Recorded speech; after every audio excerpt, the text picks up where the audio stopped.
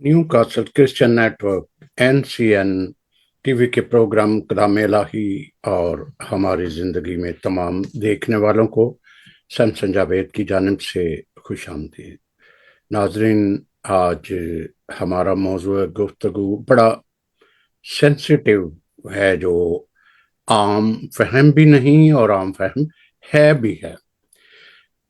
तस्वुर खुदा अतीक और अहद जदीद के मुताबिक इन दोनों में मुश्तरक क्या है और मुख्तलिफ क्या है। गुफ्तगू के लिए हमारे साथ हैं आप सबके जाने पहचाने मुसन्नफ, शायर, कलामे इलाही के माहिर, फिर चर्च ऑफ हिस्ट्री, इसके अलावा वो रिलीजियस कॉलेज लंदन में पढ़ाते भी रहे हैं। और ये एक बड़ा खुश आइंद बात भी है कि वो कई यूनिवर्सिटियों से कलाम अलाहियत की तरबियत या तालीम हासिल कर चुके हैं। मेरी मुराद है फादर यूनस फ्रांसिस साहब। फादर जी, आपको खुश आमदीद कहते हैं। जी सैमसन भाई, बहुत शुक्रिया प्रोग्राम में बुलाने के लिए, ख़ास तौर पर कलाम इलाही और हमारी ज़िंदगी। मैं आपके प्रोग्राम देखता रहता हूँ, सुनता रहता हूँ, और मुझे बड़ी खुशी है कि आप इस तरह के ईमान अफरोज़ प्रोग्राम लेकर आते हैं, जिनसे सुनने और देखने वालों की ईमानी और रूहानी ज़िंदगी में उनको तक़वियत मिलती है। तो एक बार फिर शुक्रिया आपका इस प्रोग्राम में बुलाने के लिए। जी फादर, ऐसा है कि गुज़श्ता दिनों में आपने देखा होगा कि बड़ी पोस्टें भी आती रहीं। जो खुदा के खौफ में रहता है वो कभी डगमगाता नहीं। हम्म। हम एक इंसान होते हुए अक्सर मायूस भी हो जाते हैं, दिल बर्दाश्त हो जाते हैं। दुख तकलीफ तो एक जिंदगी का हिस्सा है, मगर जी। ये जानते समझते हुए कि वो कादरे मुतलिब है, वो ही हमारा आ, मुहैया करने वाला, बहुत सारे अलकाबात भी हम यूज करते हैं। जी। तो ऐसा क्यों होता है? आप क्या कहना चाहेंगे कि कैसे, किस तरीके से हमारा हौसला, हमें तकवीत मिले कि हमें दिल बर्दाश्त नहीं होना? जी। बड़ा अच्छा आपने सवाल किया शुरू में ही। तो मेरा ख्याल है इसकी जो मिसाल है या हौसला अफजाई के लिए, वो हमें कलाम मुकद्दस से ही मिलती है। ये हकीकत है कि इंसान होते हुए जब हम पर दुख आते हैं, तकलीफ़ें आती हैं, मसाइब आते हैं, या जो ज़िंदगी में, हमारी ज़िंदगी में जो कुछ चल रहा होता है, जो हमारे इरादों, हमारे मंसूबों के मुताबिक नहीं होता, तो हम परेशान हो जाते हैं, हम दिल बर्दाश्ता हो जाते हैं, हम मायूस हो जाते हैं। लेकिन खुदा का हमसे वादा है कि वो हमारा हमेशा हमारे साथ चलता है। अम, आपकी बात से मुझे ज़बूर नंबर 91 याद आता है, जो हमारे बहुत से सुनने वाले और देखने वाले ज़बानी भी जानते हैं इस ज़बूर को, और अक्सर औक़ात हम मुश्किल हालात में इस ज़बूर को पढ़ते हैं। उसकी पहली आयत कहती है, ऐ तू जो हक ताला की पनाह में रहता है और कादर मुतलिक के साए में सुकूनत करता है, खुदावन से कह कि ऐ मेरी चाय पनाह और मेरे किला, ऐ मेरे खुदा जिस पर मेरा तवक्कुल है।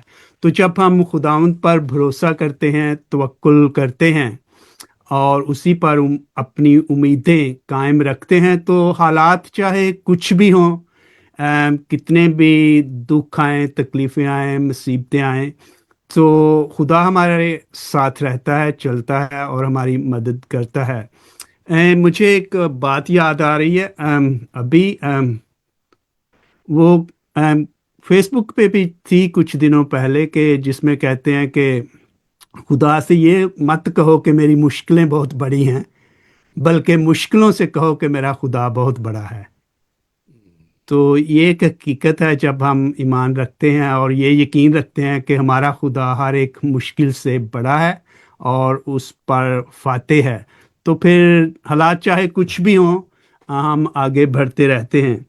اسی بات سے مجھے ایک اور بات مقدس اگسٹن کی یاد آتی ہے، جب وہ اپنی زندگی میں سکون کی تلاش میں تھا، زندگی میں کچھ معنی ڈھونڈ رہا تھا، مقصد ڈھونڈ رہا تھا ابتدائی زندگی میں، تو وہ کہتا ہے کہ میں نے بہت سے لوگوں کو پڑھا، دانشوروں کو پڑھا، فلاسفرز کو پڑھا، تو کہیں نہ کہیں سے مجھے کوئی روشنی نظر آئے، روشنی کی کرن نظر آئے۔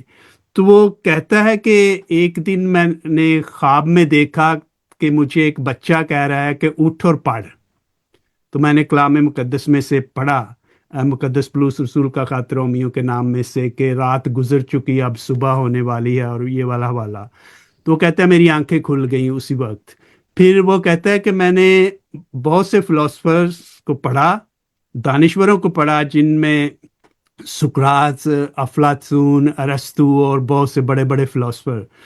تو وہ کہتا ہے کہ گو کہ انہوں نے بہت اچھی اچھی باتیں کی، بہت اچھی تعلیم دی، اور دنیا آج بھی انہوں نے جو کہا اور جو لکھا ان کو مانتی ہے، لیکن میں نے آج تک کسی شخص کو یہ کہتے نہیں سنا کہ اے سب تھکے ماندو اور بوجھ سے دبے ہوئے میرے پاس آؤ، میں تمہیں آرام دوں گا، میرا جوا اٹھا لو اور مجھ سے سیکھو، کیونکہ میں حلیم اور دل کا فروتن ہوں، تو تم اپنی جانوں کے لیے آرام پاؤ گے، کیونکہ میرا جوا نرم اور میرا بوجھ ہلکا ہے۔ تو جب ہم اس کی طرف جاتے ہیں تو دنیا کی کوئی مشکل جو ہے وہ بھی آسان ہو جاتی ہے۔ شرط بھی تو یہ ہے نا کہ بھروسہ، ایمان، توکل اور اعمال آپ کے بہتر ہونے چاہیے، تو پھر کوئی بھی وہ ایسی مشکل نہیں ڈالتا کہ جو آپ کے جو ہے وہ ڈگمگائیں۔ جیسے پترس بھی جیسے وہ پانی پہ چل کے آیا، انہوں نے کہا نا کہ تو آ، جیسے جیسس کرائسٹ چل کے آئے پانی پہ، تو وہ ڈوبنے لگا، تو اس نے کہا کہ تیرا ایمان نے تجھے جو ہے نا پورا یقین نہیں تھا، اس لیے تو ڈگمگایا۔ اچھا فادر، مختلف جو فلاسفر ہیں، بہت سارے اس کو جو خدا کا تصور ہے وہ بیان کرتے ہیں، جیسے سائنس ہو گیا، پھر جیسے الجبرا کے کہہ لو، فزکس کہہ لو، کہ یہ مختلف تصور جو ہے وہ دیتے ہیں، لیکن چونکہ ہمارا ایمان ہمارے پاس، ہم اہل کتاب ہوتے ہوئے ہمیں کہ جو ہے وہ روح پانیوں پہ جنبش کرتی تھی، اور روح نے سارا کچھ خدا نے اس طرح لیا، تو ہم کیسے اس کو دیکھ سکتے ہیں؟ کیا پہلے یہی لیتے ہیں کہ جو حوالہ جات استعمال کرتے رہے پچھلے دنوں میں، کافی مشکلات میں پاکستان میں مسیح رہے کہ جو خدا کے خوف میں رہتا ہے وہ کبھی مشکل میں نہیں پڑتا، تو کیا آپ اس کو کیسے ڈیفائن کریں گے کہ خدا کا خوف اور خدا کی محبت جو ہے وہ پرانے اور نئے عہد میں کس طرح سے آپ اس کو دیکھیں گے؟ جی شکریہ سمسن بھائی، یہ سوال بہت اچھا ہے کہ خدا کے خوف میں رہنا، اور جو آیت جو ہے ہم اکثر استعمال کرتے ہیں، تو میری نظر میں سے 3 ایسی کلام مقدس میں سے آیات گزری ہیں، ہو سکتا ہے اور بھی ہوں اور ضرور ہوں گی، لیکن 3 آیات کا جو پہلا حصہ ہے وہ بالکل ایک ہی ہے، لیکن دوسرا حصہ جو ہے وہ فرق ہے۔ آپ نے جس آیت کا ذکر کیا وہ امثال کی کتاب، اس کا 9واں باب اور اس کی 10ویں آیت ہے، جس میں لکھا ہے خداوند کا خوف حکمت کا آغاز ہے۔ یہ پہلا حصہ ہے اس کا، لیکن اس آیت کا دوسرا حصہ بھی ہے جو بہت اہم ہے، اور وہ ہے اور قدوس کی پہچان فہم ہے۔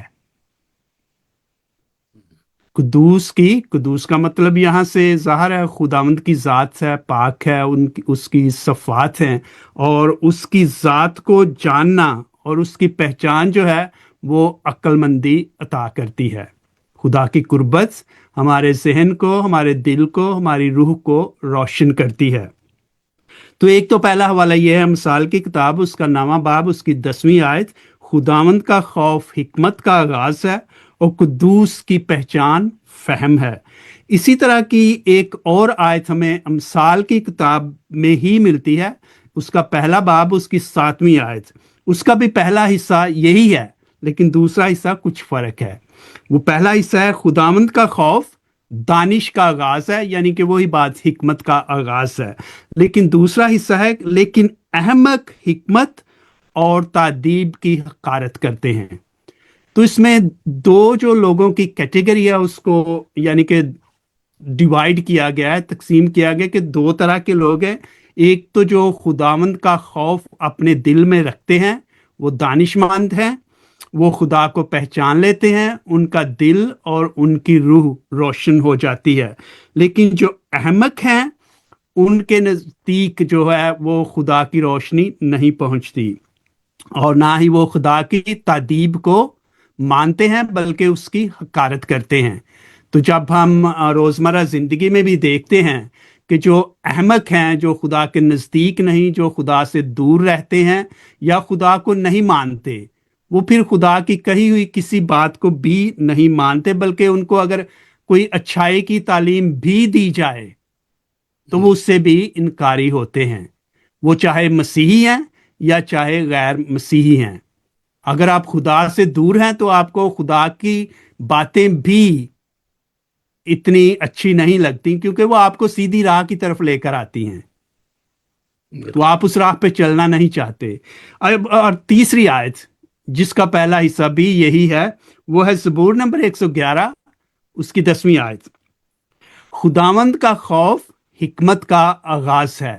وہی آیت جو پہلے ہم نے امثال 9:10 میں دیکھی، امثال 1:7 میں دیکھی، اب زبور 111:10 میں۔ خداوند کا خوف حکمت کا آغاز ہے، جو اس پر عمل کرتے ہیں وہ سب صاحب امتیاز ہیں۔ جو اس پر عمل کرتے ہیں وہ صاحب امتیاز ہیں، یعنی ان کا ایک مقام ہے، ان کی زندگی جو ہے قابل عمل ہے، قابل تلقین ہے، قابل تقلید ہے۔ تو یہ تین آیتیں جو ہیں ہم اکثر ایک ہی آیت کا ذکر کرتے ہیں، خداوند کا خوف حکمت کا آغاز ہے۔ یہ بات ایک دفعہ نہیں بلکہ ہمیں 3 حوالے ایسے ملتے ہیں جن میں پہلا حصہ وہی ہے لیکن دوسرا حصہ جو ہے تھوڑا سا مختلف ہے۔ لیکن اس کے بارے میں مزید کچھ اور بیان کرنا چاہوں گا، وہ یہ ہے کہ جہاں ہمیں خوف کا ذکر ملتا ہے ان آیات میں، وہی ہمیں بارہا یا بار بار خدا کی محبت کا ذکر بھی ملتا ہے۔ تو ہم دیکھتے ہیں کہ یہ انسانی فطرت ہے کہ زندگی میں ہم جو بھی کام کرتے ہیں وہ 2 وجوہات کی بنا پر کرتے ہیں، ایک خوف یا دوسرا پیار اور محبت۔ اگر ہم اپنے گھروں میں دیکھ لیں، خاص طور پر جب ہم بچوں کی پرورش کرتے ہیں تو اس پرورش میں ہم دونوں طریقے استعمال کرتے ہیں۔ ان کے دل میں ایک طرح کا ڈر اور خوف بھی پیدا کرتے ہیں کہ کچھ بچے جو ہیں وہ ڈر کی وجہ، آپ کا باپ آئے گا، میں آپ کو اس کو بتاؤں گا، وہ یہ کرے گا، اگر نہیں کیا تو باپ تجھے یہ سزا دے گا۔ تو بچہ کچھ ڈر اور خوف کی وجہ، اسکولوں میں آپ دیکھ لیں، تعلیم جب اسکول میں ہوتے ہیں کچھ بچے جو ہیں وہ ڈر کی وجہ سے، ہاں جی میں نے یہ کام نہیں کیا تو مجھے اس کی یہ سزا ملے گی۔ اور کچھ کام جو ہے ہم پیار اور محبت سے کرتے ہیں، چاہت سے کرتے ہیں، کیونکہ ہمیں لگن ہے اس کام سے، کیونکہ وہ کام ہمیں پسند ہے، اس کے لیے ہمیں ڈر اور خوف کی ضرورت نہیں ہے۔ تو زندگی میں یہ دونوں کام ساتھ ساتھ چلتے ہیں، اور اسی طرح دونوں باتیں جو ہے ہمیں کلام مقدس میں بھی ملتی ہیں۔ کئی جگہ پر لوگوں کو بتایا گیا ہے کہ تمہارے سامنے، جیسے تثنیہ شرح کی کتاب میں ہم پڑھتے ہیں کہ خدا اپنے لوگوں کے سامنے زندگی اور موت، نیکی اور برائی رکھتا ہے، اور خدا کہتا ہے کہ اگر تم نیکی کو چنو گے تو تمہارے ساتھ یہ ہوگا، اگر برائی کو چنو گے تو تمہارے ساتھ یہ ہوگا۔ تو اس میں دونوں پہلو آ جاتے ہیں، ایک ڈر اور خوف کا کہ اگر آپ نہیں کرو گے تو اس کے کانسیکوینسز ہیں، اس کا انجام ہوگا، اگر آپ کرو گے، اس کو پیار اور محبت سے چنو گے، میرے ساتھ چلو گے تو اس کا ریوارڈ بھی ہوگا۔ تو یہ پیار اور محبت جو ہے وہ دونوں اہم ہیں اور دونوں ساتھ ساتھ چلتے ہیں. اس لیے میرا خیال ہے کہ جب ہم کلام مقدس کی بات کرتے ہیں، جب ہم تعلیم و تربیت کی بات کرتے ہیں، جب ہم بچوں کی پرورش کی بات کرتے ہیں، تو دونوں ساتھ ساتھ ہی چلتے ہیں. خوف اور ڈر بھی ضروری ہے کہ خدا سے ڈرنا چاہیے، اور بہت سے لوگ جو ہیں وہ صرف خدا سے ڈر اور خوف کی وجہ سے ہی کچھ کام کرتے ہیں. اگر ہم نے یہ کام نہ کیا تو پھر ہو سکتا ہے اس کا انجام ہمارے لیے اچھا نہ ہو. لیکن کچھ لوگ ایسے ہیں وہ ڈر اور خوف کی وجہ سے نہیں، کیونکہ وہ خدا سے پیار کرتے ہیں اور خدا کے پیار کو اپنی زندگیوں میں مانتے ہیں، جانتے ہیں، اور وہ اس پیار اور اس محبت کی خاطر یہاں تک کہ اپنی زندگیاں قربان کر دیتے ہیں. اور ہمیں پوری جو مسیحی تاریخ ہے اس کی مثالیں ہمیں ملتی ہیں کہ لوگوں نے صرف ڈر اور خوف کی وجہ سے ہی اپنی جانیں نہیں دی، بلکہ خدا سے پیار اور محبت کی وجہ سے انہوں نے شہید ہوئے خدا کی راہ میں. تو دونوں ضروری ہیں، دونوں ساتھ ساتھ چلتے ہیں. کہیں ڈر اور خوف کا پہلو جو ہے وہ تھوڑا زیادہ حاوی ہوتا ہے اور کہیں پہ پیار اور محبت کا. لیکن کلام مقدس میں خاص طور پر ہمیں نئے عہد نامہ میں خداوند یسوع مسیح کی تعلیم میں محبت کا پہلو جو ہے وہ زیادہ نظر آتا ہے بجائے کہ ڈر اور خوف کے. جی جی. اچھا، ایسا ہے کہ جو ہم پرانے عہد نامے میں خدا کو دیکھتے ہیں، اگر جی ہم ڈینیل نبی کی طرف چلے جائیں تو وہ بالکل صورتحال ہمیں الگ سی نظر آتی ہے. یا یوسف کی اگر دیکھتے ہیں یا کچھ اور ایسی اگزامپل دیکھتے ہیں، وہاں پیار بھی اس کے ایمان کی بھی ایک مضبوطی ہے. لیکن زیادہ تر ہم جو ہے وہ خدا کو پرانے عہد نامے میں کسی اور اینگل سے دیکھتے ہیں. ایسا کیوں ہے؟ زیادہ تر خوف جو ہے وہ نئے عہد نامے میں میرا نہیں خیال کہ خوف کا لفظ کہیں ایسا یوز ہوا ہے خدا کے لیے کہ خدا پہ. جی بھائی، ہم دیکھتے ہیں آج ہمارا جو مین موضوع ہے وہ یہ ہے کہ تصور خدا بنظر یا ازرو عہد عتیق اور عہد جدید، یا پرانے عہد نامے میں اور نیا عہد نامے میں. میں ایک بات یہاں پہ واضح کرنا چاہتا ہوں کہ جب ہم تصور خدا کی یا نظریہ خدا کی بات کرتے ہیں تو ہم یہ ہرگز نہیں کہہ رہے کہ خدا تبدیل ہوتا ہے وقت کے ساتھ ساتھ. ٹھیک ہے، ہم یہ کہہ رہے ہیں کہ خدا ایک ہے، لا تبدیل ہے، وہ اپنی ذات میں یکتا ہے، وہ خالق اور مالک ہے جو کبھی تبدیل نہیں ہوتا. اس کی ذات جو شروع سے تھی اس کی ذات وہی ہے. لیکن انسان کے نظریات خدا کے بارے میں وقت کے ساتھ ساتھ بدلتے ہیں کہ جیسے جیسے وہ خدا کو جانتا ہے، اس کی ذات کو جانتا ہے، اس کے معجزات کو دیکھتا ہے، انسان کی رائے جو ہے وہ خدا کے بارے میں آہستہ آہستہ بدلتی رہتی ہے. اور وہ انہی صفات یا انہی واقعات کی وجہ سے یا معجزات کی وجہ سے خدا کو ایک مختلف نظریے سے دیکھنا شروع کر دیتا ہے. اس کی حقیقت ہمیں کلام مقدس میں ہی بارہا ملتی ہے، جیسے کہ آپ نے بھی ذکر کیا، اور کلام مقدس میں ہمیں ملتا ہے کہ خدا کو بہت سے اس کے معجزات اور اس کی صفات کی وجہ سے بہت سے ناموں سے یاد کیا جاتا ہے. یہ نہیں کہ وقت کے ساتھ ساتھ خدا کی ذات بدلتی گئی ہے، بلکہ یہ ہے کہ وقت کے ساتھ ساتھ جیسے جیسے انسان نے خدا کو جانا، اسے پہچانا، اس کے قریب گیا، اسے ایک نیا نام دے دیا.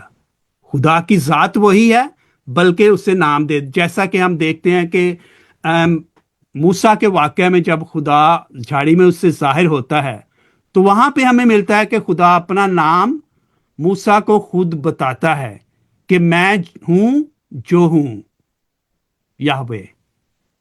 لیکن اس کے بعد بہت سے نام ایسے ہیں جو خدا نے خود اپنے آپ کو نہیں دیے، بلکہ بہت سے نام لوگوں نے خدا کو دیے، جیسے یہوہ شلوم ہم کہتے ہیں، خداوند سلامتی کا خدا.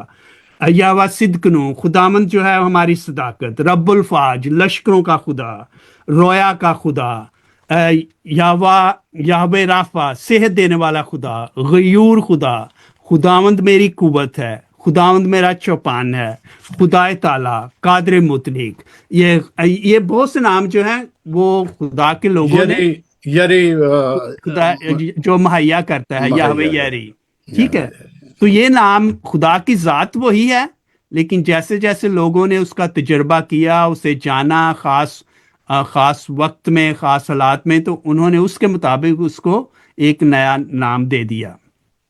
तो ये बात ज़रूरी है कि जब हम खुदा के नजरिया खुदा की बात करते हैं तो खुदा की ज़ात जो अज़ल से है वही है, वो बदली नहीं, बल्कि इंसान का नजरिया खुदा के बारे में वक्त के साथ साथ बदलता रहा है।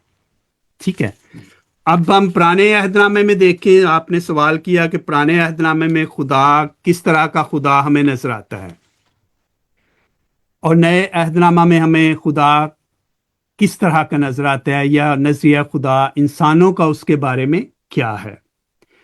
तो इस नजरिए को हमें खुदा की जात के ज़हूर के तनाजुर में देखना होगा कि किस तरह खुदा ने अपने आप को लोगों पर जाहिर किया। तो हमें पुराने अहदनामे में या अहद तीक में मिलता है कि खुदा मुख्तलिफ औकात में, मुख्तलिफ मकामात पर, मुख्तलिफ शख्सियात पर अपने आप को जाहिर करता है। लेकिन एक बात बड़ी वाज़ेह है जो पुराने अहदनामे में है और जो नए अहदनामे में फ़र्क पाया जाता है, लेकिन अब मैं सिर्फ पुराने अहदनामे की बात करूंगा। वो ये है कि पुराने अहदनामे में बहुत कम खुदा को रूबरू देखने की मिसालें मिलती हैं।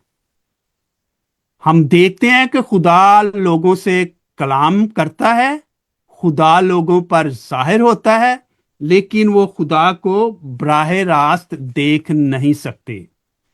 अब पहली मिसाल हमें मिलती है तकवीन की किताब या पैदाइश की किताब, उसका 3 बाब, उसकी 9वीं आयत और 10वीं आयत में क्या लिखा है। जब आदम और हवा गुनाह करते हैं, वो खुदा को देखते नहीं बल्कि उसकी आवाज सुनते हैं।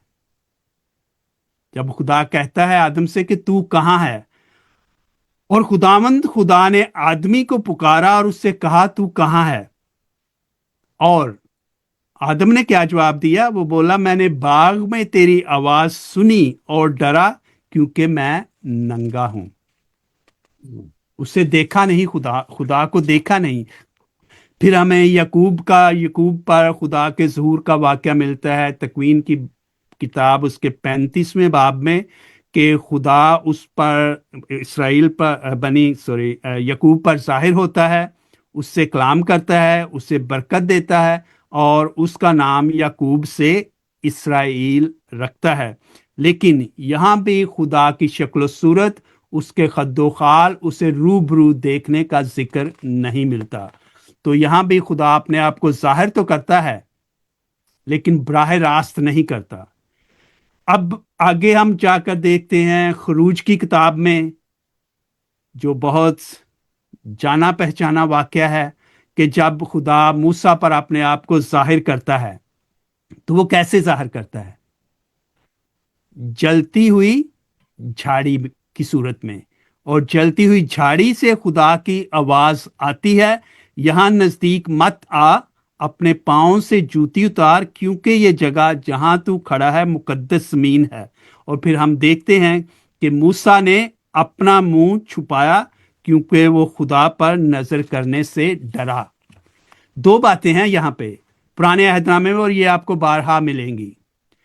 एक तो खुदा बहुत कम अपने आप को जाहिर यानी कि शक्लो सूरत में जाहिर करता है, जिसे हम इंसानी शक्लो सूरत कह सकते हैं, बल्कि कलाम करता है। और दूसरी बात, ये बहुत अहम बात है कि लोग भी पुराने अहदनामे में खुदा को रूबरू देखने से कतराते हैं। उनके जहन में क्या है कि अगर हमने खुदा को देखा तो हम अपनी जान से गए। मूसा यही कहते हैं ना कि उसने अपना मुंह छुपाया کیونکہ وہ خدا پر نظر کرنے سے ڈرا۔ اس کے بعد ہمیں الیاس نبی کا واقعہ ملتا ہے کہ پہلا ملوک اس کا 19واں باب کہ خدا کس طرح اپنے آپ کو ظاہر کرتا ہے۔ آندھی چلتی ہے، زلزلہ آتا ہے، آگ بھڑکتی ہے، لیکن خدا اپنے آپ کو باد نسیم کی آواز میں ظاہر کرتا ہے۔ لیکن یہاں بھی جب الیاس نبی کو احساس ہوتا ہے کہ یہ خدا کی حضوری کا وقت ہے یا موقع ہے تو وہ بھی ڈر جاتا ہے۔ تو ہم دیکھتے ہیں کہ پرانے عہد نامے میں خدا اپنے آپ کو ظاہر تو کرتا ہے لیکن نئے عہد نامہ کی طرح نہیں۔ وہ ہم آگے جا کر دیکھیں گے کہ کس طرح اس کی اور بھی مثالیں ہیں پرانے عہد نامے میں۔ اب بادل اور آگ کے ستون کی شکل میں خدا اپنے آپ کو ظاہر کرتا ہے کہ دن کے وقت بادل کا ستون اور رات کے وقت آگ کا ستون جو ہے وہ ان کی روشنی کرتے ہیں اور خدا ان کو رستہ دکھاتا ہے۔ لیکن فائنل فکرہ جو میں اس سوال کے بارے میں کہوں گا کہ اگرچہ عہد عتیق میں ہمیں بہت سی مثالیں ایسی ملتی ہیں جہاں خدا نے اپنے آپ کو ظاہر کیا، اپنے لوگوں سے کلام کیا، لیکن وہ ظہور نئے عہد نامہ میں خدا کے ظہور سے مختلف تھا۔ خدا کی ذات ایک ہی ہے، وہی ذات اپنے آپ کو نئے عہد نامہ میں ایک مختلف طریقے سے ظاہر کرتی ہے۔ تو اگر آپ چاہتے ہیں تو میں اس پہ آگے بات بڑھا سکتا ہوں، اگر آپ کوئی سوال کرنا چاہتے ہیں تو۔ اصل اکثر جو ہے وہ میں سنتا ہوں یا کہتے ہیں کہ بچوں کو چاہے اوپر بھی چلے جائیں نا، جس طرح 13-14 سال کہ وہ بچے پہچانتے نہیں، جانتے نہیں، خدا کو نہیں سمجھ پاتے۔ تو یہ کیسے ممکن ہے کہ وہ جانے پہچانے؟ کیونکہ جب میں دیکھتا ہوں، اپنا دور بھی دیکھتا ہوں، اکثر بچوں کو دیکھتا بھی، ایسی فیملی کو بھی دیکھتا ہوں جن کے بچوں کو سمجھ آتی ہے۔ پھر ہم یہ کیوں ایسا کہتے ہیں کہ جی بچوں کو خدا کا تصور، خدا کے بارے میں وہ سمجھتے نہیں؟ سمسن بھائی بہت اہم سوال ہے، اور یہ سوال صرف ہمارے یعنی کہ پاکستان کے تناظر میں ہی نہیں ہے، گو کہ ہم اس پہ اکثر بات کرتے ہیں۔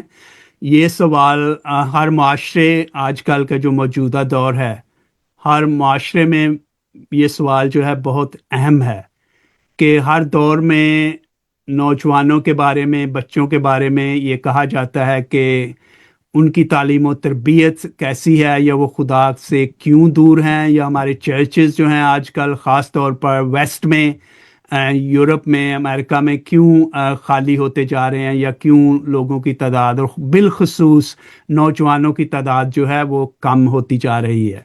اور یہ ایک حقیقت ہے۔ اس کی وجوہات میرے خیال میں ایک سے زیادہ ہیں، لیکن جب ہم پرورش کی بات کرتے ہیں تو میرے خیال میں سب سے جو پہلی بات جو ہے وہ ہمیں گھر سے شروع کرنی ہوگی، کیونکہ گھر ہی پہلی درسگاہ ہوتے ہیں ہر لحاظ سے، ایمانی لحاظ سے، روحانی لحاظ سے، پھر دنیا میں آگے بڑھنے کے طور پر انسانی لحاظ سے، معاشرتی لحاظ سے، یہیں سے جو بیج ہے وہ بویا جاتا ہے، ایمان کا بھی، روحانیت کا بھی، اور انسانیت کا بھی۔ ٹھیک ہے؟ تو جس گھر میں ایمان کی فضا ہو، روحانیت کی فضا ہو، ماں باپ خود دعا کرتے ہوں، کلام پڑھتے ہوں، گرجا گھر میں جاتے ہوں، اور ان کی زندگی سے ایمان کی جھلک نظر آتی ہو، ان کے کاموں سے، ان کے باتوں سے، ان کے اعمال سے، تو بچے بہت کچھ سیکھتے ہیں، بنا کچھ کہے بہت کچھ سیکھتے ہیں۔ ضروری نہیں زندگی میں ہر بات جو ہے وہ کہی ہی جائے، اور کئی دفعہ ہم ایک عام مثال استعمال کرتے ہیں نا انگریزی میں، actions speak louder than words, کہ ہمارے جو اعمال ہیں وہ ہمارے الفاظ سے زیادہ بولتے ہیں۔ تو دونوں چیزوں کا ہونا ضروری ہے. آپ یہ نہیں کہہ سکتے کہ میں بچوں کو صرف میں بچوں کی روحانی یا جسمانی نشو و نما کرتا ہوں، ان کی پرورش کرتا ہوں، دنیاوی طور پر ان کو زندگی میں رہنے کے اصول و ضوابط سکھاتا ہوں. صرف کہنا ہی ضروری نہیں، بلکہ وہ گھر میں ان کی عملی زندگی سے بھی ظاہر ہونا چاہیے. آپ بچے کو کہہ سکتے ہیں کہ آپ جی چرچ جائیں، اور اگر آپ خود نہیں جاتے تو اس کا کیا عمل ہوگا؟ ہمارا ہی بچہ کل کو اٹھ کے کہے گا آپ خود تو یہ کرتے نہیں، اب مجھے کیوں کہتے ہیں؟ آپ بچے سے کریں بائبل پڑھیں، آپ کلام مقدس کا مطالعہ کریں. اگر بچہ آپ کو نہیں دیکھتا یہ سب کرتے ہوئے تو وہ کیوں آپ کی بات سنے گا، کیوں اس پہ عمل کرے گا؟ تو سب سے ہماری ذات اور کردار اور ہمارے اعمال اور ہمارا کلام، ان کا ساتھ ساتھ چلنا ضروری ہے. اور یہ ایک کانشیس چوائس ہونی چاہیے. ہم یہ نہیں کہہ سکتے کہ ہاں جی ہو جائے گا، یہ کر لیں گے ہم، بلکہ ہمیں ایک اصول بنانا چاہیے کہ ہم نے یہ کرنا ہے اور ہم نے بچوں تک یہ منتقل کرنا ہے. یہ تو ہمارے گھر کا رول جو ہے، پیرنٹس کا رول ہمارا. اور اگر ہم اپنے پاکستان کے حوالے سے بات کریں تو یہ صرف ماں باپ کا رول نہیں ہے، کیونکہ جیسے کہ ہم کہتے ہیں کہ پاکستان میں ہماری ایکسٹینڈڈ فیملیز ہیں، اور یہاں پہ بھی جو لوگ یورپ میں بھی رہتے ہیں کئی دفعہ وہ بھی ایکسٹینڈڈ فیملیز میں ہی رہتے ہیں، تو ان کا رول بھی بہت اہم ہے. آپ کے چچا، آپ کے تایا، آپ کے کزنز، آپ کی آنٹیز، اور یہ وہ سارا ایک ماحول جو ہے نا، جس طرح کا ماحول بچے کو ملے گا. دوسرا اس کا اہم پہلو ہے اسکول، کہ اسکولوں میں کون سی تعلیم دی جاتی ہے کیا. اور ہم دیکھتے ہیں کہ پاکستان میں بھی ہمارے مسیحی اسکول جو ہیں وہ کیا کردار ادا کرتے ہیں کہ بچوں کی روحانی اور ایمانی تربیت میں ان کا بھی رول بنتا ہے. پھر ہم آ جاتے ہیں کہ کلیسیا کی جانب یا چرچ کی جانب، ان کا بھی بہت اہم رول ہے کہ جب آپ چرچز میں جاتے ہیں تو آپ کو کس طرح کی تعلیم دی جاتی ہے. کیا آپ کو بائبل پڑھنے، اسے سمجھنے، اس پر غور و خوض کرنے اور اسے اپنی زندگی میں اپنانے کی ترغیب دی جاتی ہے؟ ہم اکثر اوقات دیکھتے ہیں، اور اس میں کوئی کرٹیسزم والی بات نہیں ہے، لیکن یہ صرف ایک پہلو ہے، اور میری نظر میں بالخصوص پاکستان میں اس پہلو پر ہی زیادہ زور دیا جاتا ہے. جب آپ بڑی بڑی کنونشنز اینڈ کروسیڈز دیکھتے ہیں، آپ ان کو دیکھیں، آپ ان پر غور کریں، ان میں ٹھیک ہے دعائیہ اور شفائیہ پہلو تو بہت اہم سمجھا جاتا ہے اور اس پر زور دیا جاتا ہے، لیکن تعلیمی لحاظ سے، الہیاتی طور پر، روحانی طور پر، ایمانی طور پر بائبل کی گہرائی، اس کے پیغام کو کتنا بیان کیا جاتا ہے اور اس پر چلنے کی کہاں تک ترغیب دی جاتی ہے. تو میری نظر میں یہ دونوں چیزیں ٹھیک ہے. دعائیہ شفائیہ کروسیڈز کی اپنی اہمیت ہے، ان میں جو معجزات لوگ جو تجربہ کرتے ہیں روحانیت کا، وہ ان کی اپنی اہمیت ہے، لیکن اس کے ساتھ ساتھ ایمان میں آگے بڑھنے کے لیے اور ایمان میں قائم رہنے کے لیے کلام مقدس کو سمجھنا، پڑھنا اور ذاتی طور پر اس پر عمل کرنا بھی بہت ضروری ہے. پھر یہ ہو گیا ہمارے گھرانے کی بات، پھر اسکول ان کا رول، پھر کلیسیا کا رول، اور میری نظر میں چوتھا اہم پہلو جو ہے وہ معاشرہ، کہ معاشرہ جو ہے اس کا بھی بہت اہم رول ہوتا ہے، کہ ہمارا معاشرہ جو ہے ہمارے مائنڈ سیٹ کا تعین کرتا ہے. اور ہمارا پاکستانی مائنڈ سیٹ آپ دیکھ لیں کہ کچھ چیزوں کے بارے میں ایک مائنڈ سیٹ ہے نا، چاہے آپ کا تعلق کسی بھی کیا کہتے ہیں گروہ سے ہے، کسی بھی مذہب سے ہے، ایک طرح ایک مائنڈ سیٹ ہے کہ کچھ ہم کام کر لیں اس کی کوئی بات نہیں، ہم جو مرضی کہہ لیں، جو مرضی بول لیں، جیسے مرضی کر لیں، ہماری جان چھوٹ جائے گی. اب یہاں کا جو مائنڈ سیٹ ہے ڈفرینٹ. کیا آپ کسی اہم عہدے پر ہیں، کسی اہم رتبے پر ہیں، آپ جھوٹ نہیں بول سکے، آپ چھوٹی سی غلطی بھی کر لیں تو آپ کو اس عہدے سے جانا پڑے گا. ایک مائنڈ سیٹ کی بات ہے نا. تو معاشرہ جو ہے وہ بھی بہت اہم تعمیری جو عمل ہے یا کام ہے وہ کرتا ہے. تو اس لیے میری خیال میں بچوں کی پرورش، نوجوانوں کی پرورش اس میں چاروں پہلو جو ہیں وہ اہم ہیں اور ان کا اپنا اپنا کردار ہے، لیکن دو اگر آپ ان سے چننا چاہیں، آپ اگر ہائرارکی کے الفاظ سے، درجہ بندی کے حوالے سے، تو میری نظر میں گھر اور کلیسیا، پھر میں کہوں گا کہ اسکول، اور پھر جو معاشرہ ہے، لیکن چاروں ساتھ ساتھ ہی چلتے ہیں۔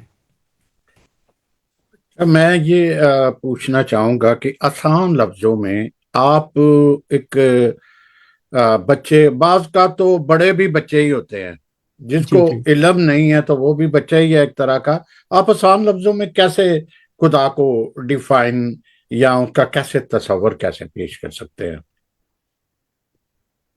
اب خدا کے بارے میں ہم دیکھتے ہیں کہ دنیا میں بہت سے تصورات پائے جاتے ہیں، ہم، جن میں اگر آپ تین کا ذکر کریں کہ جن میں آ جاتا ہے مونوتھیزم، خدا کے بارے میں پہلا جو تصور یا ایک تصور جسے ہم کہہ سکتے ہیں کہ خدا کی ذات ایک ہے، وہی دنیا کا خالق اور مالک ہے،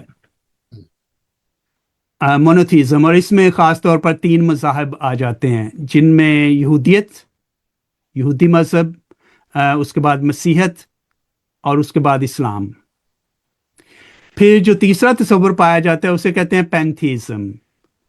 وہ ایسے لوگ بھی ہیں دنیا میں جو یہ خیال کرتے ہیں، یہ عقیدہ رکھتے ہیں کہ خدا کی ذات ہر چیز جو پیدا کی گئی ہے اس میں موجود ہے، ہر جاندار چیز میں موجود ہے خدا۔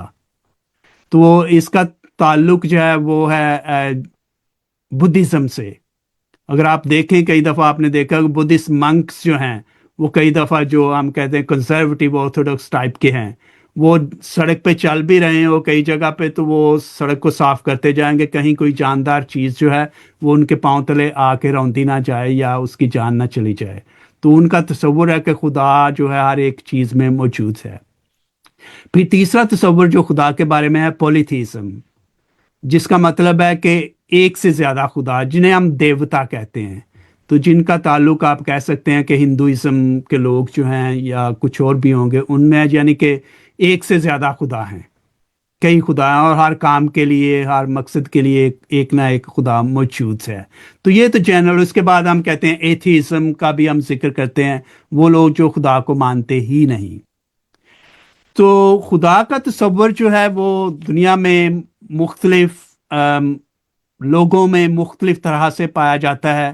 اب ہم مسیحیت میں خدا کی ذات کی جب بات کرتے ہیں تو بڑے سادہ الفاظ میں یہی کہہ سکتے ہیں کہ خدا دنیا کا خالق اور مالک ہے، اور دنیا میں کچھ بھی اس کی مرضی کے بغیر نہیں ہوتا، اور اس نے ہمیں اپنی شبیہ پر پیدا کیا ہے زمین پر، اور ہمارا زندگی میں آنے کا ایک مقصد حیات ہے، اور ہمیں واپس لوٹ کر اسی ذات کے پاس جانا ہے جس نے ہمیں بنایا ہے۔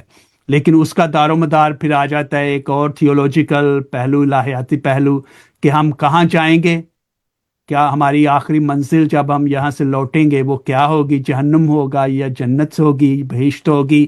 تو اس کا دار و مدار پھر آپ کے ایمان پر ہے، آپ کے اعمال پر ہے۔ ہم، تو ہم مسیحت کا جو ہے وہ اپنا ایک نقطہ نظر ہے کہ ہم پھر کیسے اس زندگی کو گزارتے ہیں، اور اس کا تعلق جو ہے وہ پھر نئے عہد نامہ کا جو نظریہ خدا ہے اس پہ آ جاتا ہے۔ تو بالکل۔ میرا خیال ہے ہم اس پہ تھوڑا سا آگے بات کر سکتے ہیں۔ ہم ایسے کہ عہد عتیق اور عہد جدید میں انسان اور خدا کے رشتے اور تعلق کی نوعیت کیا تھی، پرانے عہد نامے میں اور نئے عہد نامے میں؟ جی، جی۔ یہ بڑا خوبصورت سوال ہے، اور یہیں پہ آ کے جیسا کہ میں نے کہا کہ خدا کی ذات تو ایک ہی ہے، لیکن انسانوں کا خدا کے بارے میں تصور جو ہے وہ آہستہ آہستہ ڈیولپ ہوتا ہے، جی۔ ان کے تجربات یا ان کے علم کے ساتھ ساتھ۔ تو نئے عہد نامہ میں خدا کا تصور جو ہم دیکھتے ہیں کہ ہم نے دیکھا کہ پرانے عہد نامہ میں آپ خدا کو بہت کم روبرو دیکھ سکتے تھے، اور ہمیں مثالیں ملتی ہیں جہاں لوگوں نے کہا اگر میں نے خدا کو دیکھا تو میں مارا گیا، کلام مقدس میں۔ لیکن نئے عہد نامہ میں وہ ایک بہت بڑی شفٹ جو ہے، ایک بہت بڑی تبدیلی واقعہ ہوتی ہے، وہی خدا جو پہاڑوں پر، جو میدانوں میں، جو علامات کے ذریعے، مختلف طرح سے معجزات کے ذریعے ظاہر ہوتا تھا، وہ نئے عہد نامہ میں مجسم ہو کر، انسان بن کر ہمارے درمیان میں آ جاتا ہے۔ سب سے بڑا یہ ہے۔ اور جس خدا کو لوگ دیکھنے سے ڈرتے تھے، وہ خدا ہمارے درمیان انسانی شکل و صورت میں بیت لحم کی چرنی میں موجود ہوتا ہے، جسے ہم دیکھ سکتے ہیں، جسے ہم چھو سکتے ہیں، جو ہمیں چھو سکتا ہے اور چھوتا ہے، جس سے ہم بات کر سکتے ہیں، جو لوگوں کے ساتھ ساتھ چلا، جس نے لوگوں کے ساتھ کھایا پیا، جس نے لوگوں کو چھوا، جسے لوگوں نے چھوا، یہ وہ خدا ہے جو نئے عہد نامہ کا خدا ہے۔ تو یہ بڑی شفٹ ہے کہ پرانے عہد نامہ کی نسبت نئے عہد نامہ میں جو خدا ہمیں ملتا ہے۔ اور پھر دوسرا یہ کہ پرانے عہد نامے میں خدا کئی دفعہ حالات و واقعات اور مقامات اور شخصیات تک محدود تھا اپنے ظہور کی صورت میں، لیکن نئے عہد نامہ میں ہمیں ملتا ہے کہ وہ خدا جو ہیکل میں رہتا تھا، اس خدا نے ہمارے جسم کو ہیکل بنا دیا، کہ بالکل وہ اب پتھروں، اینٹوں، گارے، مٹی کی بنی ہوئی ہیکل یا گھروں میں نہیں، بلکہ ہمارے دلوں میں، ہماری زندگیوں میں، ہماری روحوں میں آ کر مقیم ہو گیا۔ تو یہ ہے نئے عہد نامہ کا خدا۔ جی بالکل۔ اچھا، تصور جو نجات کا ایک تصور ہے دونوں میں، ہوں، عہد عتیق کو بھی اور عہد جدید میں، جو تصور ہے نجات کا، جی جی اس میں ہمیں کچھ ڈفرنس نظر آتا ہے کچھ۔ جی۔ ہم اگر مختصراً کرنا چاہیں تو ہم یہ کہہ سکتے ہیں کہ پرانے عہد نامے میں جہاں تک ہم نجات کی جب بات کرتے ہیں اور بنی اسرائیل کے وہ کیسے خدا کی نظر میں برگزیدہ ٹھہرتے ہیں، کیسے وہ نجات پاتے ہیں، تو اس کا تعلق بہت دفعہ ہمیں اس بات میں ملتا ہے کہ وہ کہاں تک خدا کے ساتھ جو وعدے کیے گئے تھے یا خدا نے ان کے ساتھ جو عہد باندھے تھے، وہ کہاں تک اس پر قائم رہتے ہیں، کہاں تک ان وعدوں پر وفادار رہتے ہیں۔ اور دوسرا پہلو یہ ہے کہ شریعت کی تابع داری یا فرما برداری، کہ وہ کہاں تک اس شریعت پر چلتے ہیں، اس پر عمل کرتے ہیں۔ تو اگر تو وہ عمل کرتے ہیں پوری طرح سے تو وہ برگزیدہ ٹھہرائے جاتے ہیں۔ پھر اسی شریعت کا اہم حصہ جو تھا وہ قربانیوں کی ادائیگی وغیرہ یا مختلف رسوم و روایات جو تھے۔ تو ظاہراً ہم کہہ سکتے ہیں کہ آپ نے ظاہری طور پر جو شریعت کے کام تھے، 10 احکام تھے، اس کے علاوہ جو دوسرے احکامات تھے، جو خدا کے عہد تھے، جو قربانیاں تھی، رسم تھی، جو پرانے عہد نامے میں ہمیں بہت خاص طور پر پہلی 5 کتابوں میں ان کا بہت تفصیل کے ساتھ ذکر ملتا ہے۔ تو جب تک کہ وہ ان پر کارآمد رہتے تھے، ان پر عمل کرتے تھے، تو وہ برگزیدہ ٹھہرتے تھے۔ یہ پرانے عہد نامے میں ہے۔ نئے عہد نامے میں نجات کی نوعیت جو ہے وہ قدرے مختلف ہے۔ وہ کیا ہے؟ سب سے اہم اور بنیادی بات خداوند یسوع مسیح کی ذات پر ایمان، اور اس ایمان کا جو اہم پہلو ہے وہ اس کی تجسیم، یعنی کہ خدا خود انسان بن کر ہمارے درمیان آ گیا۔ پھر خداوند یسوع مسیح کی تعلیمات، پھر اس کے دکھ سہنے، اس کی صلیبی موت اور اس کے جی اٹھنے پر ایمان۔ اور اس کے بعد ہم دیکھتے ہیں کہ عید پینتیکوس جو کل منائی جائے گی، کہ اس کے ذریعے جو ہے وہ ایک اظہار ہوتا ہے۔ تو بیسیکلی ہم کہہ سکتے ہیں کہ اگر آپ مختصر 2 فکروں میں کہنا چاہیں تو پرانے عہد نامے میں جو نظریہ نجات ہے وہ بالخصوص خدا کے احکامات کی تعمیل، اس کے وعدوں پر قائم رہنا، شریعت پر عمل کرنا اور قربانیوں کی ادائیگی وغیرہ وغیرہ وغیرہ۔ نئے عہد نامہ میں خداوند یسوع مسیح کی ذات پر ایمان اور اس کے جو ساتھ ہیں جیسے میں نے کہا اس کی تجسیم، اس کی موت، اس کا مردوں میں سے جی اٹھنا، اور اس کی تعلیمات، اس کے احکامات، ان کے ذریعے ہم جو ہے نجات پاتے ہیں۔ جی، یہ وہی بات ہوگی کہ کچھ مشترک بھی چیزیں جی پائی جاتی ہیں اور کچھ ڈفرنٹ بھی پائی جاتی ہیں، کیونکہ اگر ہم ایمان کو پرانے عہد نامے میں دیکھیں تو بڑا اسٹرانگ ہم۔ جو ہے وہ ملتا ہے۔ اور دوسرا جی ایک اور بات میں آپ سے یہی کہنا چاہوں اسی بات کو بڑھاتے ہوئے، ایک اور بات کہ ہم خدا کو نئے عہد نامہ میں روبرو دیکھ سکتے ہیں، خداوند یسوع مسیح کی ذات میں۔ جی وہ جو ہیکل کے پردے کے پیچھے تھا، وہ خداوند یسوع مسیح نے وہ دیواریں، وہ پردے جو ہیں وہ چاک کر دیے، وہ گرا دیے۔ اب ہم خداوند یسوع مسیح کو روبرو دیکھ سکتے ہیں، اور خداوند یسوع مسیح خود اس بات کا دعویٰ کرتے ہیں۔ پہلا باب آپ اس کو بڑے غور سے پڑھیں تو اس میں بہت کچھ ہے، یوحنا کی انجیل اس کا پہلا باب پورے کا پورا، لیکن اس کی 18ویں آیت میں لکھا ہے خدا کو کسی نے نہیں دیکھا۔ یوحنا پہلا باب 18ویں، خدا کے مولود وحید جو باپ کی گود میں ہے اسی نے منکشف کیا۔ خدا کو کسی نے نہیں دیکھا لیکن خداوند یسوع مسیح نے اس کو منکشف کیا۔ اور کیسے؟ پھر یوحنا اس کا 14واں باب اس کی 8ویں 9ویں آیت میں لکھا ہے، فیلبوس جب کہتا ہے کہ اے خداوند، یسوع سے کہتا ہے کہ باپ کو ہمیں دکھا تو ہمارے لیے کافی ہے۔ تو خداوند یسوع مسیح اس سے کیا کہتے ہیں؟ جس نے مجھے دیکھا اس نے باپ باپ کو کو دیکھا۔ جی دیکھا۔ جی آگے تھوڑا سا بڑھتے ہیں، بالکل ہم اختتام میں ہی ہیں کہ کیسے دیکھیں ہمارے پاس بچے ہیں، نوجوان ہیں، بڑے ہیں، جیسے والدین ہو گیا، پھر جو ہے ان کی ایک یوتھ آ گئی، پھر وہ ان سب کو جو ہے اس جو بطالت کا دور چل رہا ہے، مشکل دور چل رہا ہے، دباؤ، بڑا سخت دباؤ کر رہا ہے، تو ہم جو بڑے ہیں یا پیرنٹس ہیں، ان کی کیسی ڈیوٹی بنتی ہے، یا صرف پیرنٹس کیا، چرچز کی بھی کس طریقے سے یہ ہوتی ہے کہ وہ خدا کی پہچان جو ہے، تصور خدا جو ہے ان میں کریٹ کریں، ان میں ٹرانسفر کریں، یا ان کو بتائیں کہ خدا کیا چاہتا ہے، کیا مرضی ہے۔ جی ہم اس پہ پہلے بھی تھوڑا سا یعنی کہ بات کر چکے ہیں، جی جی لیکن پھر ہم یہی کہہ سکتے ہیں کہ جو خدا کے قریب آنے اور خاص طور پر ایمانی سفر کا آغاز جو ہے، جسے ہم کہتے ہیں ہمارے ایمانی اور روحانی سفر کا آغاز ہمارے گھر سے ہی ہوتا ہے۔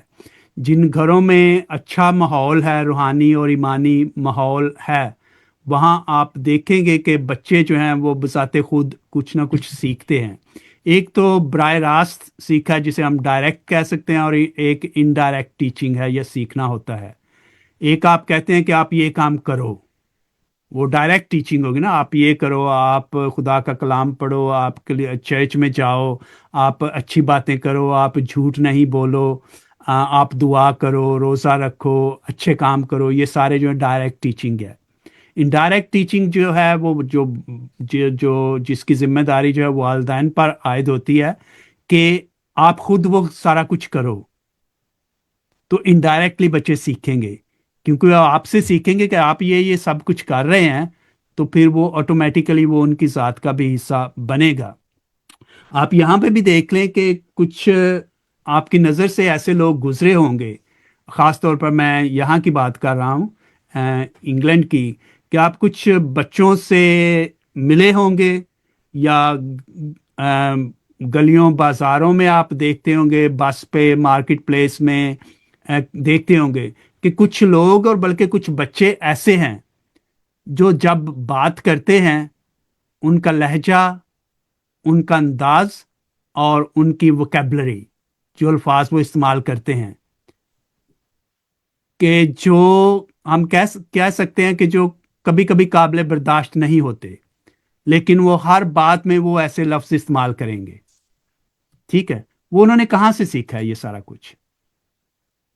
अभी अगर वो 10 12 15 साल के हैं तो यकीनन उनके घरों में ऐसे अल्फाज बोले जाते हैं, इस तरह का लहजा जो है इस्तेमाल किया जाता है बातचीत में, गुफ्तगू में, तो वहीं से सीखते हैं। और कुछ बच्चे आपको उसी एज के ऐसे मिलेंगे जो बहुत ही पोलाइट, धीमे लहजे में बात करेंगे, शाइस्तगी के साथ बात करेंगे, बड़े सलाम और अदब के साथ बात करेंगे।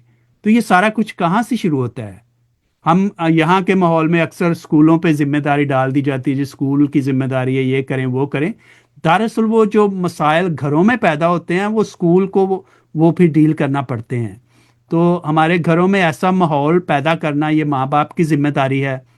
अगर एक्सटेंडेड फैमिलीज हैं तो जो साथ में रिश्तेदार रहते हैं उनकी जिम्मेदारी है कि घर में ही ऐसा ईमानी और रूहानी माहौल पैदा किया जाए जो डायरेक्टली भी और इनडायरेक्टली भी काबिले अमल हो, काबिले तकलीद हो, बच्चे सीखें। फिर जैसा मैंने कहा कि फिर कलीसिया का रोल आ जाता है कि हम कलीसिया में क्या करते हैं, अ, हमारा पैगाम क्या है, हमारा जोर किस बात पे है, क्या उनकी जहनी, रूहानी, ईमानी मजबूती पर है, या कि सिर्फ लोगों को इकट्ठा करके और बस क्रूसेड कर लेना उस पे है। तो उससे चलो आपकी रूहानी ज़रूरत तो शायद पूरी हो जाती है, लेकिन जो रूहानी पुख्तगी है वो नहीं मिलती लोगों को, ईमानी पुख्तगी जो है। जी जी। तो एक बात मैं कहना चाहता था, अम, जब हम बात करते हैं पुराने अहदनामा और नए अहदनामा में खुदा के बारे में और लोगों का खुदा के बारे में जो तसव्वुर है, तो हम ये देखते हैं कि उस तसव्वुर की झलक हमें इबादत में नजर आती है। कि लोग जब पुराने अहदनामे में जब लोग खुदा के पास जाते हैं, जब इबादत के लिए जाते हैं, तो उनके दिल में एक तो खौफ खुदा का हमने जिक्र किया शुरू में, एक तो खौफ खुदा है, लेकिन इज्जत और तकरीम का ऐसा जज्बा है कि वो खुदा की हुजूरी में अपने आप को बिल्कुल आजिज समझते हैं। अपने अपनी अपने गुनहगार होने का एहसास उनमें होता है। इशाया नबी कहता है ना कि मैं तो गुनहगार होने वाला आदमी हूं, मैं तो मारा गया कि मैंने खुदा के जलाल को, कुदरत को देखा है। मुकद्दस पतरस क्या कहते हैं, वो जब मछलियों को पकड़ने का मौजज़ा है, जब वो उनको एहसास होता है कि ये तो खुदा खुदा मेरे सामने खड़ा है, तो खुदावंद यीशु मसीह से कहते हैं कि तू मेरे पास से चला जा क्योंकि मैं गुनहगार आदमी हूं। यानी कि खुदा की हुजूरी का इतना एहसास कि जब आप उसकी हुजूरी में जाएं, इबादत के लिए उसके सामने जाएं, तो आप बड़ी संजीदगी के साथ, बड़ी आजिज़ी के साथ, फरोख्तनी के साथ आप उसके करीब जाते हैं।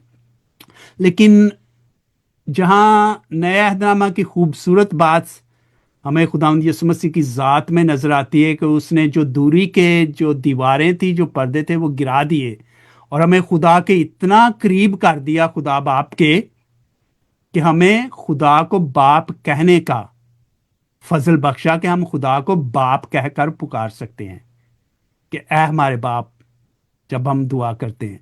लेकिन एक अफसोस की बात है कि जो दूरी खुदावंद यीशु मसीह ने दूर की, जब हम खुदावंद यीशु मसीह के पास या अपनी इबादत में जाते हैं, तो जो पुराने अहदनामा के लोगों में जो इज्जत और एहतराम और शाइस्तगी और फरोतनी थी, वो हम में कम नजर आती है। हम कई दफा इबादत में शामिल होते हैं लेकिन वो इबादती माहौल नहीं होता, वो इज्जत और तकरीम नहीं होती। हम जाते हैं, बातें करते हुए जाते हैं, गिरजाघर में जाते हैं, वहां जाकर अपनी गुफ्तगू, अपनी बातें जारी रखते हैं। अगर मोबाइल फोन है, बार बार उनको चेक करेंगे। अगर और कुछ भी है, या यानी कि ये सारा माहौल जो है, कई दफा हमें ऐसा नजर आता है कि वो पुराने अहदनामा के लोगों की जो सीरियसनेस थी इबादत में, वो हम लोगों में इतनी नहीं है। हम जैसे के जैसे जाते हैं वैसे के वैसे ही बातें करते हुए बाहर आ जाते हैं, और फिर इबादत के बाद भी हमारी गुफ्तगू जो है वो फिर इधर उधर की सारा कुछ वो सारा चलता रहता है। بالکل ایسے ہی ہے. یہ میرا خیال ہے کہ تصور خدا کے پہلو سے پرانے عہد نامے کے لوگوں سے جو ہمیں سیکھنا چاہیے، ایک بات یہ ہے کہ وہ خدا کی حضوری میں کیسے جاتے تھے اور ہم کیسے جاتے ہیں. بالکل بالکل ایسا ہی ہے. کچھ آخری اس کو وائنڈ اپ آپ کچھ الفاظ کہنا چاہیں تو کہیے گا، پھر ہم اس کو وائنڈ اپ کرتے ہیں. جی. میں یہی کہنا چاہوں گا کہ تصور خدا کی جب ہم نے بات کی اس سارے پروگرام میں، تو یہی ہے کہ خدا کی ذات کو جاننا، ہم، اس کے احکامات کو جاننا، اس کی تعلیمات کو جاننا، اور نہ صرف جاننا بلکہ ان پر عمل کرنا بھی ضروری ہے. تو جتنا ہم خدا کے قریب جائیں گے اتنا ہی خدا ہمارے قریب آتا ہے. جی بالکل تو ایسے یہ ہی نہیں ہے کہ خدا ہم سے دور ہے، ہم خدا سے دور ہو جاتے ہیں. خدا کبھی بھی ہمارا ساتھ نہیں چھوڑتا، اور اس کا یہ وعدہ ہے، وہ وفادار ہے اور وفادار رہے گا، وفادار تھا. لیکن آپ نے جس بات سے شروع کیا، یہ پروگرام جو ہے وہ یہی کیا کہ بہت دفعہ ہم دکھوں، تکلیفوں، مشکلات کی وجہ سے کئی دفعہ مایوس ہو جاتے ہیں، نا امید ہو جاتے ہیں. تو اس نا امیدی کا، اس مایوسی کا جواب جو ہے یا حل جو ہے یا اس کی دعا جو ہے، وہ خدا سے قربت میں ہی ہے.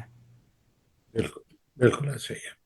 بالکل ایسے ہی ہے. آج ہم ناظرین اب بہت سے علوم کی بات بھی کر سکتے تھے، فزکس کے حوالے سے، فلاسفی کے حوالے سے، پھر ایتھک کے حوالے سے کچھ نہ کچھ تو ہم نے ٹچ کیا ہے. لیکن خدا کا شکر ہے کہ بائبل مقدس سے ہی ساری یہ ایجادات جو ہوئیں، تخلیق ہوئی، روشنی ہوئی، کچھ سب کچھ ہمیں کلام ہی سے ملتی ہے. اور موسٹلی جو تعلق تھا وہ پریسٹ کا ہی تعلق رہا ہے، جنہوں نے بایولوجی یا بہت سارے علوم انہوں نے دیے.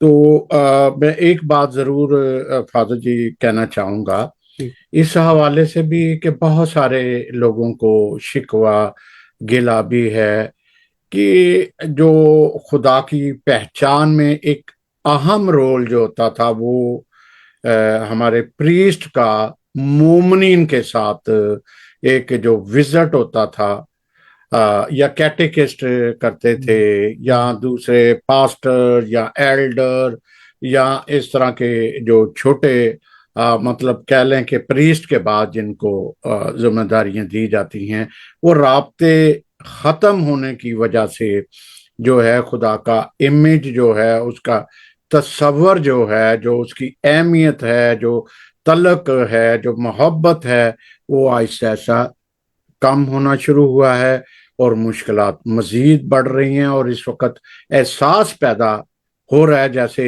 ہم اگر اپنے ہی کنٹری کو، یو کے کو بھی دیکھیں، تو اس وقت انگلینڈ میں بھی ہلچل سی جو ہے وہ مچ گئی ہے. یہ واپسی کا راستہ تلاش کر رہے ہیں، کچھ لوگ دے رہے ہیں. اسی طرح پاکستان میں بھی اگر ہم خدا کے نزدیک آنا چاہتے ہیں، مشکلات سے بچنا چاہتے ہیں کہ ہماری مشکلات آئیں، تو ہمیں خدا کی قربت میں اپنی مشکلات کا حل تلاش کرنا ہے. بالکل بالکل بالکل. جی، وہ غیور ہے، وہ سب کچھ کرنے والا ہے، ہمیں اندھیرے سے روشنی میں لانے والا ہے. جب اس نے اپنے خون سے فدیہ دے کر ہمیں خرید لیا، ہم اس کے خون سے خریدے ہوئے ہیں، تو پھر ہمیں گھبرانا نہیں. لیکن جو میں نے شروع میں بھی کہا کہ اس وقت پھر چرچ کو بڑی ذمہ داری لینی پڑے گی، اپنے جو اس کے بعد کے عہدیداران ہیں، کہ لوگوں کو خدا کا تصور وہ دیں کہ خدا کا امیج کیا ہے، اس کا کانسیپٹ کیا ہے، اور کس طرح آپ مشکلوں سے نکل سکتے ہیں. ایک بات سمسن بھائی، آپ نے مجھے جی. چیلنجز کا جب ہم ذکر کرتے ہیں تو صرف ایک فکرہ کہوں گا ہم، کہ میرا خیال ہے چائنیز شاید کہاوت سے ہے، یا وہ اس کو اس طرح سمجھتے ہیں، चैलेंजेस जो हैं ये हमेशा मनफी नहीं होते। कहा जाता है कि हर चैलेंज जो है वो एक अपॉर्चुनिटी होता है। बिल्कुल बिल्कुल तो ऐसे। इसलिए जब अगर चर्च जो है वो चैलेंजेस से गुजर रहा है तो इसका मतलब है कि एक अपॉर्चुनिटी है, एक मौका है हम में बेदारी का और कुछ ना कुछ करने का। तो ये हमें चैलेंज जो है ये हमें मौका फराहम कर रहे हैं। अब हम इसको कैसे इस्तेमाल करते हैं, इसके साथ कैसे डील करते हैं, ये हम पर है। मैं फादर ये भी कहना चाहूंगा कि सारा कुछ हम चर्च पे भी नहीं डाल सकते। जी जी जी जी। हमें खुद भी जद्दोजहद करनी है, खुद भी जो है एक असल में तो तस्वुर खुदा आ रहा है। तो हम जो बड़े लोग हैं, कम से कम उनका जो बेस था वो एक मजबूत चट्टान पे रखा गया था। जी, बिल्कुल। उनकी तालीम जो है बहुत अच्छी थी। हम लोगों की उस वक्त, हम जो है एक कॉन्वेंट स्कूलों में या इस तरह से पढ़ाई जो है एक साथ हमारे मजहबी तालीम भी दी जा रही थी। जी जी तो जी। एक मजबूत है, हमें फिर उसकी तरफ जाना जाए। तो इजाजत चाहें, और फादर यूनुस साहब का भी बहुत शुक्रिया, बहुत वक्त शुक्रिया सर। निकालते हैं हमेशा आप। और उम्मीद है कि आज हम तस्वुर खुदा जो है वो एक अच्छी तरीके से पेश आ, कर सके होंगे। क्योंकि मैंने जैसे कहा कि हम उसको वापस, हम किसी उलूम से सहारा लेते या जी फिलॉसफी का सहारा लेते। हमारे पास तो एक सारा कुछ है, हमारे पास कलाम मुकद्दस है मुकद्दस में बिल्कुल। जी, एक बिल्कुल मुकम्मल ज़ाब्ता हयात है। प्राप्त है जी। तो बहुत शुक्रिया। थैंक और you, thank you, God bless. Thank you ji, God bless you everyone. Thank you. जी, ठीक है।